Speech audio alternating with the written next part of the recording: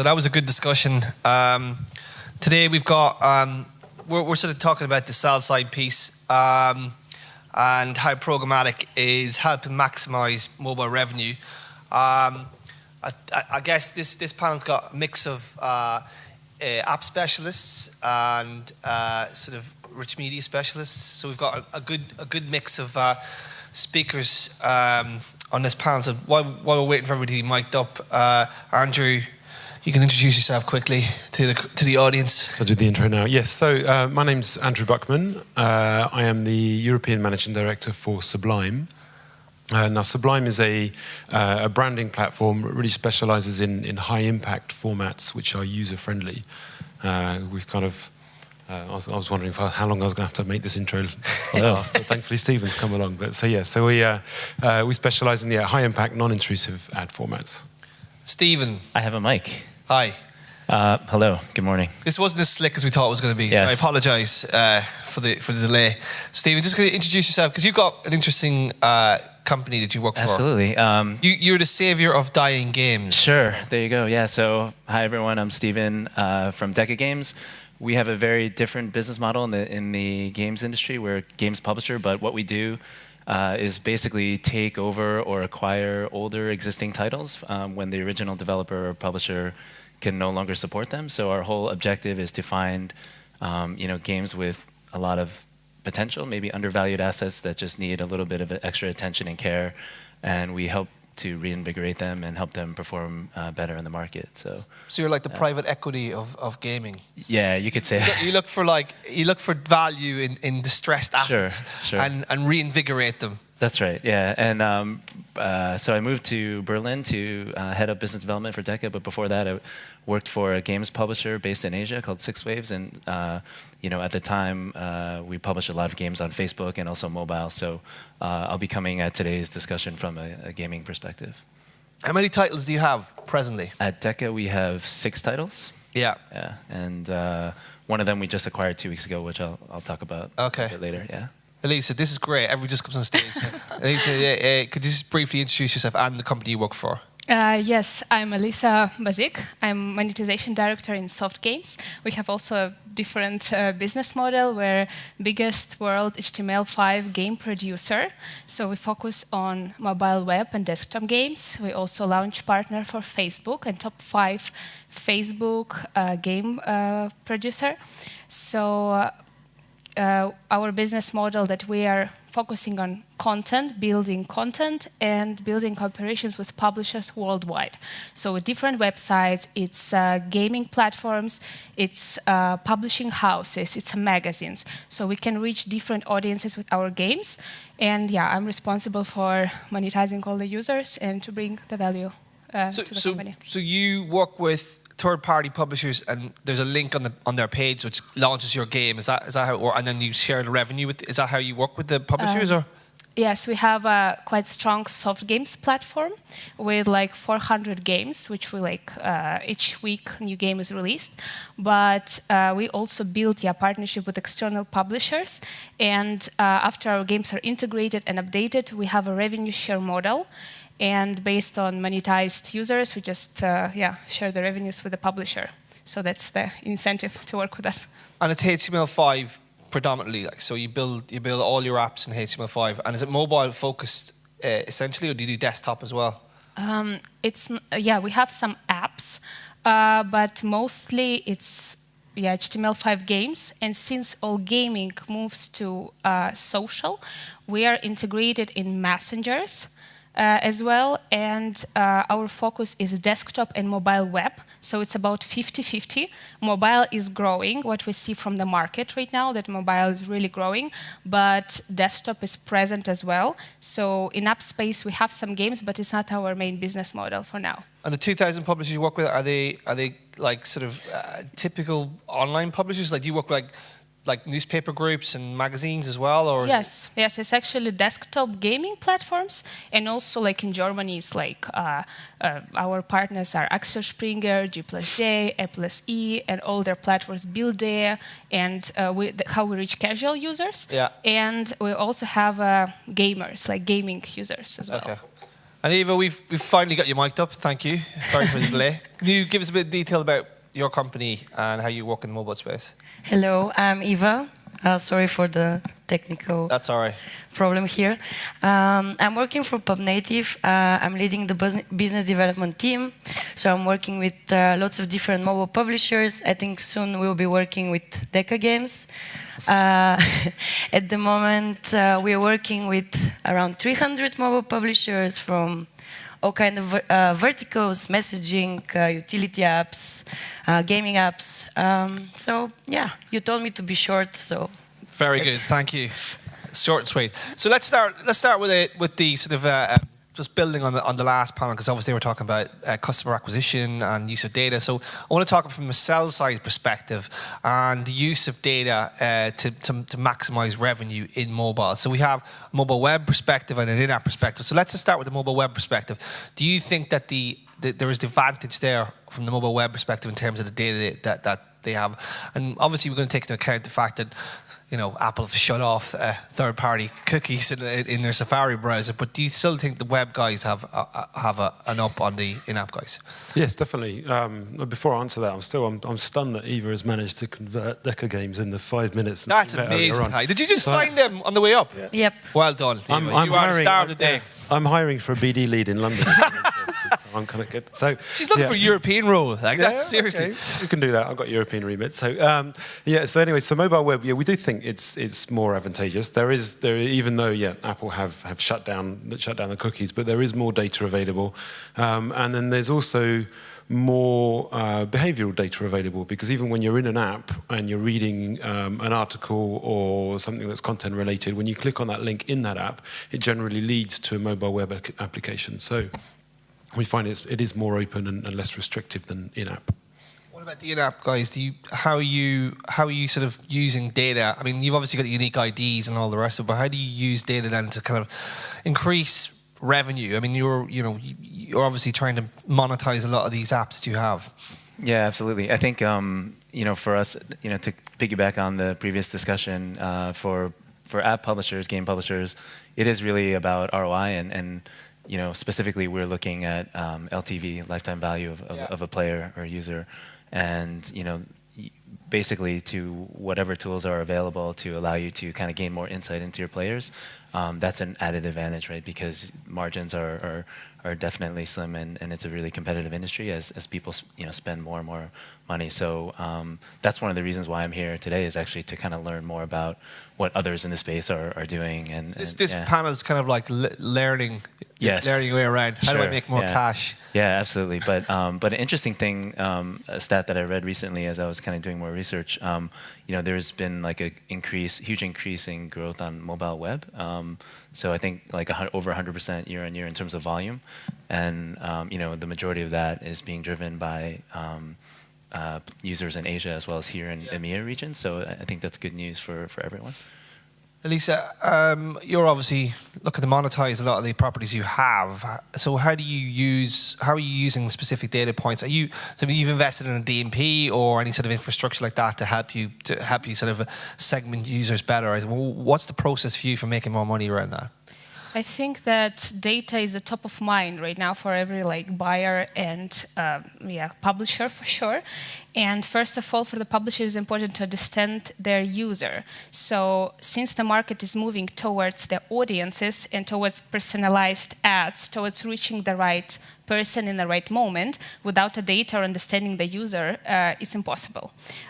Since we're in mobile web, it's still a little bit more challenging. I find that this is less flexibility than in-app, because in-app we have all these device IDs, we can connect and to much more events. But what soft games does, we started to look into data and users since a long while, and for now I think we have a great experience. We're building behavioral, we're building contextual data, we're also tracking the user funnel when the user is entering the new game, and to monitor, let's say, the user engagement and drop points and issues that we can fix it immediately. For sure, when we build all these data audiences from this all data, we can offer to advertisers much better tailored packages of users, like for the targeted campaigns. And I think this is much more value for the brands. And are they coming to you more about that? Because you know, there's this sort of a blind spot for brands around gaming, right? There's a perception that gaming is not a safe, contextually rich environment for brands, even though most of the consumption habits of young men, young women, even sort of adult men, adult women have changed so much. I mean, do you see that changing? Like the conversations you have with brands, is it changing completely now? I can tell from my personal experience. I'm in business since 7 years, so it was always hard to prove that gaming has valuable users. It's super hard, and there are a lot of brands who are still a little bit old-fashioned about this point. It's all about education. Let's say I recently also came from like a big Google event, and Google is struggling with the same problem that many brands buying through ad exchange, in this case, are opting out all the gaming segment. And right now education is going, and I think it's a task of every publisher to provide the transparency. Let's say a lot of agencies and brands for now, or sales houses at networks, have already strong technologies where they can reach the user. So if we make a right setup, so agencies can reach the user and prove that they're trusted third-party data provider, then everything is fine, and they kind of see the proof. But yeah, first it's educational, it's a lot to reach out, it's work towards partnerships, but later it's only like performance. Can I just add go ahead. on top of that? I think that perception is definitely changing. I think, you know, I go to a lot of gaming events, and previously a lot of the networks that are, you know, looking to partner up with publishers are pretty much gaming exclusive. That has absolutely changed. There's a lot more players now that are also working with a lot of brands. I'm trying to think. Hold on. Eva, I just want to come to you in terms of the education piece, talking to the brands. Are you seeing more of that now? Do you see that perception changing, particularly around ad formats? Because there seems to be a lot more that particularly mobile gaming could offer the brands themselves. Okay, so since I'm working in the business development department, it's very important to educate everyone. And in many cases, I'm working as the ambassador of the publishers that we work with. So we are educating everyone, all of the DSPs that we work with, that actually gaming has really good users. They just need to build the profiles by using the data that we receive from the identifiers that we collect. Yeah, it's all about education, and I think that the brands are really starting to look into gaming as something that they can invest in.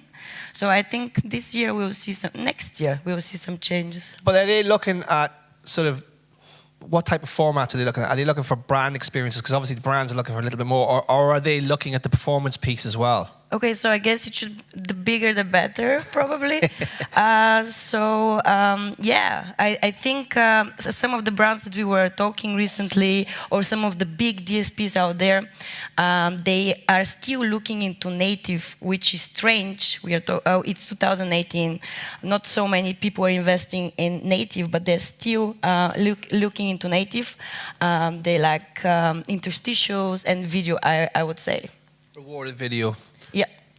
So we'll go back to in a minute. Yeah, we'll go back to rewarded video. But I'm saying that the education piece is not just limited to gaming as well. It's like all of mobile. Yeah. It's like brands don't want to try anything new in mobile, and why is that? because I think they're still stuck in the KPIs and formats that they're used to using on desktop. And they say, okay, it works in desktop, so we're happy with how it works in desktop. It took us a long time to be happy for it in desktop. We're not just going to switch over to mobile straight away. And they want to use the same formats, the same KPIs. They're looking for the same viewability, the same click-through rates. And if it's different, then they don't trust it. And what we really need to see now is kind of this progression for sort of mobile-specific advertising brand campaigns with mobile-specific KPIs and engagement rates and engagement metrics. But how do you achieve that? Like, I mean, is this a conversation you have to have with the agencies, or do you have to go to the brands themselves? Because I just find it incredible that an industry that's worth 150 billion, particularly like gaming, right? And we're not talking about, they're still ignoring it, right, in many ways. And you're right. I think the current digital ecosystem is still anchored to desktop, right? Which I find incredible in 2018 that's the case, because everybody's using their phones for everything, right? Desktop is more of a work tool nowadays, and maybe sort of like a Netflix type, a home thing. But generally, the phone is the means of doing day-to-day tasks, consuming media. So how do you get them into that mindset, going, you need to be mobile. This is where your audience is. Yeah, and it's about, I think some of it's on the brand and some of it's on the agency as well. The agency's in a difficult position because the brand has also got in their head that click-through rate and viewability are the only metrics that count. And it is tough for the agency to be able to say, okay, well, those are no longer so relevant, but we don't really have a universally accepted metric to replace them. Okay. So they need to be able to showcase new different formats and new ways of showing their brand. And mobile is perfect for that. You can have you can use augmented reality to be able to showcase brands in ways which are just simply not possible in any other medium. But they're a long build. They're difficult to demonstrate in a PowerPoint. And you really have to have a very close relationship with your brand to be able to do that. So there's some brand influence that needs to happen, and there's a lot of helping agencies to be able to relay that message that needs to happen. Eva. If I may jump in here, I'm talking from the experience working at PubNative. So we started our RTB exchange 3 years ago, where I think 80% of the campaigns were performance-based, but looking into our exchange today, it's totally the opposite. It's 80-20, so we see all kind of branding campaigns talking about car manufacturers, retail, food. So I think the industry is changing and brands know what's going on. They just need some more time. And are those brands buying banner, or what type of ads are they buying specifically? It's a mix of different formats. So on our exchange, we are now supporting all kind of formats. I know we are called PubNative, but yeah, it's all kind of different formats. Need a rebrand. So I can say that around 30-40% is video. 30%, no, actually a bit more, is banners or interstitials, and there's still a tiny part which is dedicated to native. So they're still buying all kind of different formats. Guys, are you seeing consumption? Are you seeing revenue grow with consumption? Because obviously your games are probably being consumed on a daily basis. I don't know what your daily active user number is. It's pretty high probably, but are you seeing your numbers rise with the amount of people consuming the media, your games, effectively? It's consumed both, to be honest. It's almost 50-50, like desktop and mobile web for now. But before, desktop was much bigger. I think the same happening with advertisement right now and with brands, because I think it gets much more attractive to the brands that mobile devices, first of all, people consume much more data and content from mobile devices, but also that it's more interactive with the touch screen and everything. There is a new formats, and when we were talking about the formats, it's also important since in-app, mobile web, and desktop have a little bit different trends.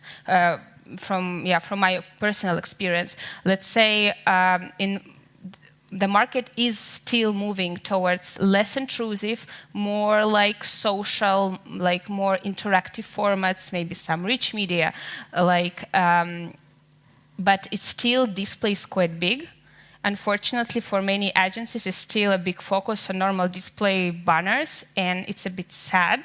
But more and more goes to programmatic, more and more video. And before, I noticed that there were a lot of trendy and cool formats like playable ads or something else. But the biggest gap was between demand and supply, because premium publishers immediately jump in and trying to create the placements, vertical video, horizontal video, interstitial, interactive, but there was a big gap of demand then, and complexities of integration.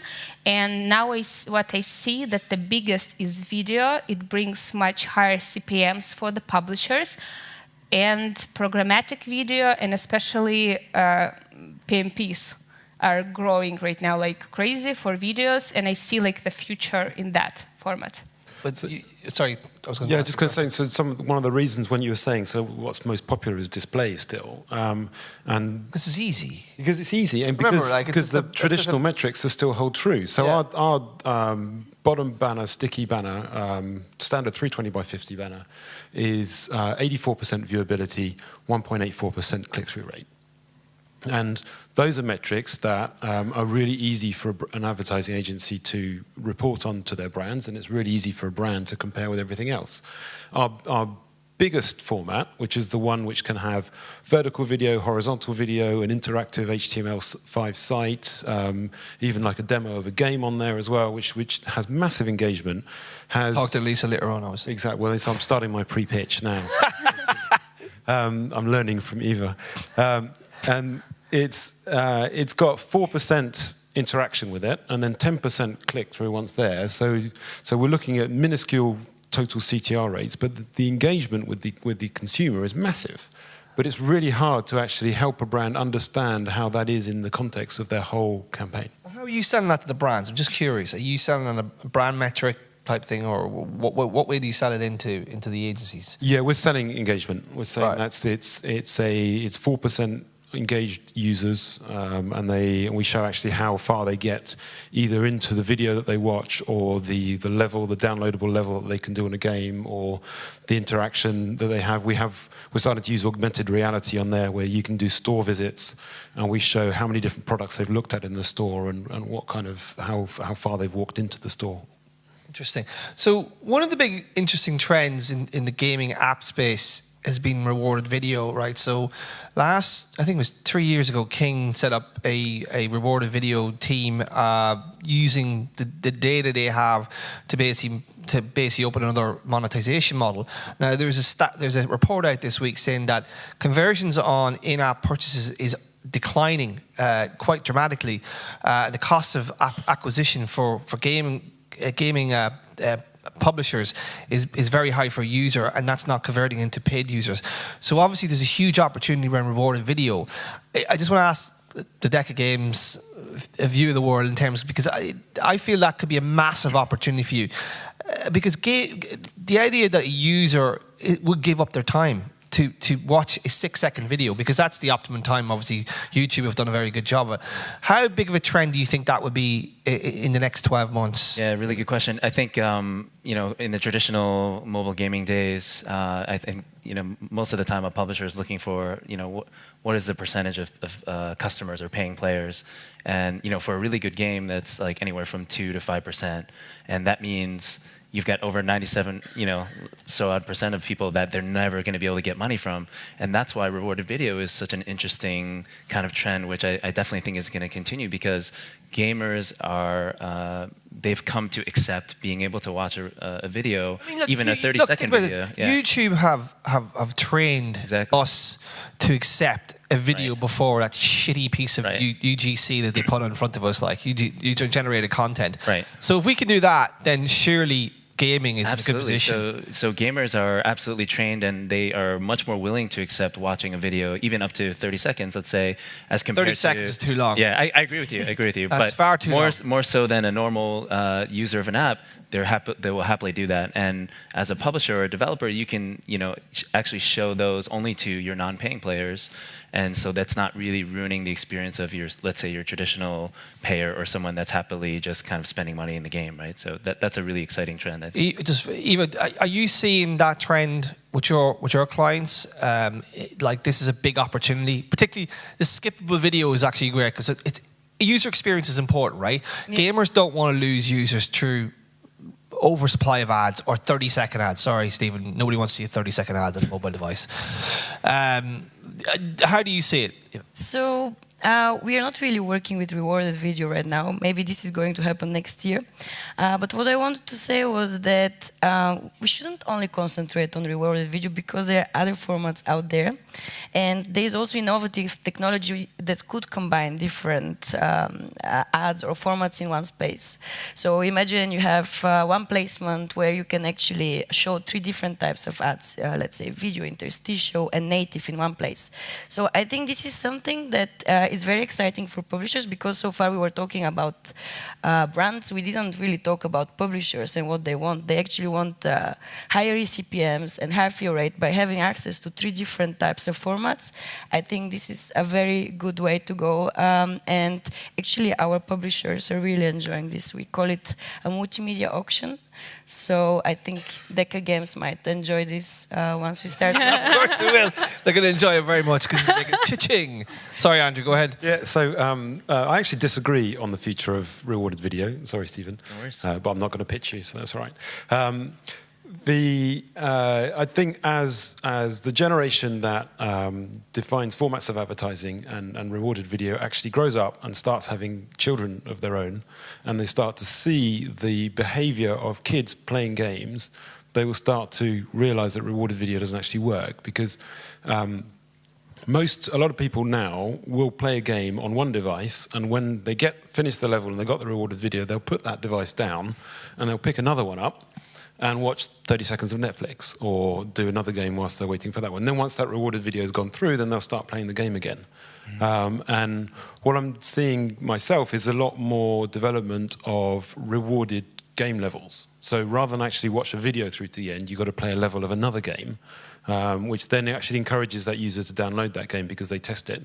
But it also guarantees engagement because they've got to get to the end of that level before they can then continue the level of the game they were playing before. Right. My counter to that is if you look at the charts right now, within the gaming space, there's a rise of what we call hyper-casual games. And these are, games that I like to say, you play them on the toilet. They're really simple. They're James, you play the toilet. Well, they're super simple. They're the type of game that you give to someone and they can immediately figure out within the first 10 seconds what it's about, how to play it, and you're trying it again. And it's understood by those players that I'll happily watch a video to continue playing or to double my rewards or what I just earned from that round. And kids, grandparents, it's an understood behavior now for hyper-casual games, which is why advertisers are really excited about it and getting into the space. And if you're looking at the charts, it's pretty much all these hyper-casual games where watching a video is a completely accepted form of behavior. Are you seeing, Lisa, deeper relationships occur between marketers and publishers? There's the whole in-housing trend right now, but do you see that developing where you're going to have deeper relationships with the marketers themselves as opposed to some of the agencies and do more sort of integrated stuff like, the rich media stuff's quite interesting from that perspective. But do you see that happening? Are you getting closer relationships with the marketers themselves? Considering that all market, what I mentioned, was moving before to this programmatic setup, and then more and more deals and a lot of technologies were between agencies and the marketers and really publishers, and was really big gap here. I think that technology is still in place, but to make this technology work, it's really important to build direct relationship. And it's additional investment. After all, it's all partnerships. I want to tell that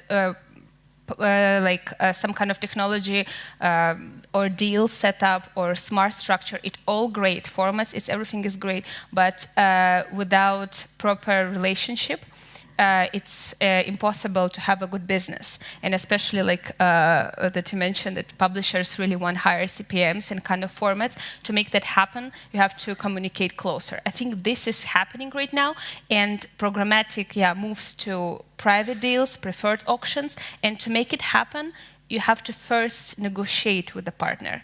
And then the setup is happening, not before. So I think it's a really powerful tool, and it brings, it reduces the remnant inventory, it brings CPMs up, and it makes it compete on programmatic space really well with the premium demand. It's what we're experiencing right now. So at the minute you've got the waterfall system, right? And header bidding has come in, Eva. Do you see that as a big evolving trend coming up? Because obviously header bidding's been active in the web environment for the last 2 years, but in app it's still a new thing. That's a great question. Yeah, so actually, a few months ago, we built our own header bidding solution. Actually, you cannot really call it a header bidding, and probably everyone knows that. We call it pre-bidding because there's no header in-app. So we actually see lots of publishers moving into the pre-bidding space, which is something very good to see. But some of them are still keeping the waterfall. I guess this is just to diversify the risk until they're totally sure that this is the right way to go. And I see this trend that actually it's happening. So lots of people are moving there because there is reduced latency, which is something that lots of people were getting annoyed. Better auction mechanics as well, like a holistic auction and more demand partners. That follows on from Elisa. So you can get more deeper relationships with marketers because you can do deals with them. Yeah. So it also adds competitiveness, which is super important for the publishers. And as a whole, this is something new. People like new things and they want to experience or experiment with something new. So yeah, I see lots of publishers going there. But they really have to be, let's say, big enough and have resources in order to build this technology on their side. Andrew, are you seeing similar things on your side as well? I mean, obviously the wrapper thing's been huge in the web-based stuff. Around rich media, rich formats, are you seeing something similar happening, or? We are. I think our particular domain hasn't progressed to sort of pre-bidding or parallel demand sources. So it's starting to move there. I think they're just getting to grips with it in desktop first of all. But I mean, Eva's right. There is now a really big choice of different, I don't know, header bidding wrappers or meta mediators, or sort of people will bring together multiple sources of data of demand in a parallel bidding environment, and we're just seeing the start of it. I think 2019 is going to be a big year for that. Stephen, in terms of how ad technology can help your business, do you think these things are going to improve the revenue generation for your business? I mean, you know, obviously, gaming in many ways has sort of started out like the way that the old web did. Like the ad networks aggregated supply, got IOs, and now it's kind of evolving into a programmatic space, which kind of gives you more power. Is that really what you're looking for? Sort of the power to control monetization. Yeah, absolutely, and I think the promise of header bidding or parallel bidding is pretty enticing. I mean, more transparency, more competitiveness. It sounds like a win-win. I think what the key right now is going to be trying to figure out how that's going to actually shake out. Right, everyone's kind of building their own solution. Especially for us, we're taking a more wait-and-see approach until we see more, quantifiable results from other players in the space, right? So I think it will take some time, but I think in the long run, this is only a good thing for the industry. And Elisa, header bidding, you're a big fan? I think it's a great idea. It's a great idea of technology, but we personally not using it because we're focusing on the video format. Mm-hmm. And for video, header bidding looks a little bit different. It's absolutely technological ad slot, and the call is not from the header, not from the server side. It goes directly from the player, and for player to handle all this additional auction on the auction before call to the server is complicated. I'm keeping my eyes open for the technology that can, or the solution then will solve it for video. So far, I haven't seen it, and feedback from the market so far is really, really average who tried it. So since we have dynamic content and it's games, I won't go for it. But let's say who is working more with the display, I think it's a good opportunity to try, especially in-app space. It's absolutely different technology. Okay, I think we've run out of time now because we've got another panel before lunch. But if you're looking for quality in-app ad tech technology, talk to Eva. If you're looking for web-based, brand-safe, rich format, talk to Andrew. If you're looking to work with Deca, talk to Stephen. If you're looking to work with fantastic soft games, talk to Lisa. And a round of applause, please, for our fine panel. Okay, thank you. Thank you, Kieran. Thank you.